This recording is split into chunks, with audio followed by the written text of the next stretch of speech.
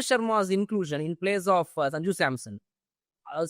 இது வந்து ஒரு பெரிய டிபாக்கிள் சார். இதுல வந்து யார் எந்த பக்கம் எப்ப நிப்பாங்கன்னு சொல்லவே முடியாது. டு பி வெரி ஹானஸ்ட், நமக்கே ஒரு நாள் எப்படி தோணுனா, சரிப்பா சஞ்சு சாம்சனுக்கு ஒரு வாய்ப்பு கொடுக்கலாம் போல. சில நேரம் என்ன தோணுனா, எப்ப கொடுக்குற வாய்ப்பை ஒரு யூஸே பண்ணலப்பா.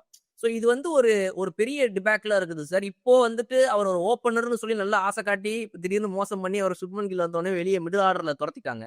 இப்போ மிடில் ஆர்டர்ல அவரால் பெருசா வந்து ப்ரூவ் பண்ண முடியுதுன்ற மாதிரி அது அட்லீஸ்ட் ஓவர்சீஸ் கண்டிஷன்ஸ்ல தெரியல சார்.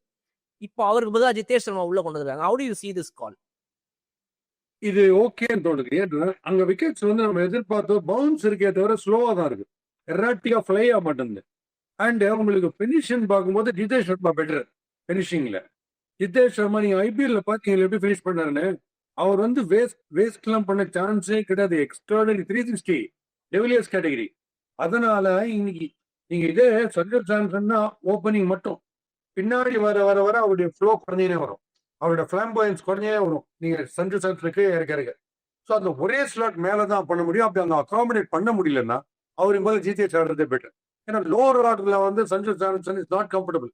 அவருக்கும் இதே ப்ராப்ளம். டை டவுன் பண்ணிட்டீங்கன்னா ஒரு 5 பால் மெதுவா போட்டு சுத்தி போடுவார். அது ஜிதேஷ் பெட்டர். ஜிதேஷ் டெஃபினட்டா பெட்டர் லோவர் ஆர்டர்லன்னு பார்க்கும்போது, ஃபினிஷிங்னு பார்க்கும்போது.